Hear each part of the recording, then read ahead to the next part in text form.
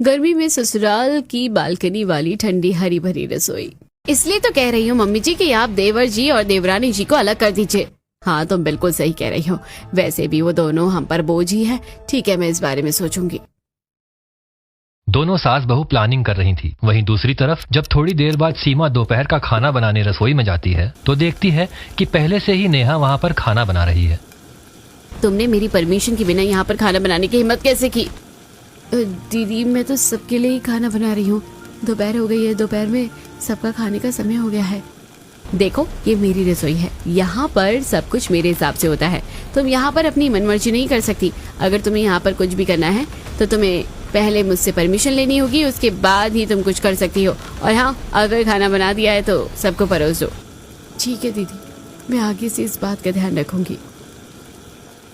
इतना कहकर सीमा वहाँ से चली जाती है और उसके बाद नेहा सबको खाना परोसती है।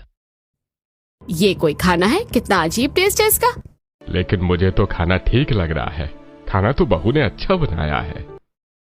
अजी, आपको क्या पता, मुझे तो खाने का टेस्ट बिल्कुल भी नहीं लग रहा है।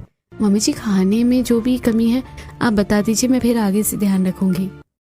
कोई जरूरत नहीं है आगे से ध्यान रखने की। बड़ी बहू है ना, बड़ी बहू खुद खाना बना लेगी। अरे मम्मी जी, इतना भी नहीं करना था। जब हमारे घर में फ्री की नौकरानी है खाना बनाने के लिए, तो मैं क्यों खाना बनाऊंगी? उसके बाद सब खाना खाते हैं और वहाँ से चले जाते हैं। अभी नेहा की शादी कुछ ही दिन पहले हुई थी, लेकिन उसे यहाँ का सिस्टम समझ में नहीं आ रहा था। सब उससे गुस्से में बात करते थे और यहाँ तक कि उसके और उसके पति के साथ बहुत ज्यादा भेदभाव किया जाता था। एक दिन जब शाम को रोहन काम से वापस आता है। आ गया बेटा काम से। आज तो तुझे तनख्वाह मिली होगी ना? हाँ मम्मी, आज मुझे तनख्वाह मिली है। तो ला दे दे 10,000 मुझे। माँ, 10,000 देने के बाद मेरे पास कुछ नहीं बचेगा।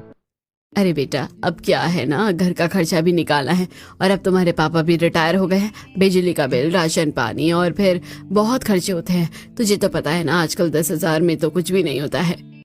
रोहन सविता की बात मानकर उसे सारे पैसे देकर वहाँ से चला जाता है और जब रोहन अपने कमरे में जाता है। आप आ गए, मैं आपके लिए पानी लेकर आती हूँ। नेहा रसोई में पानी लेने आती है।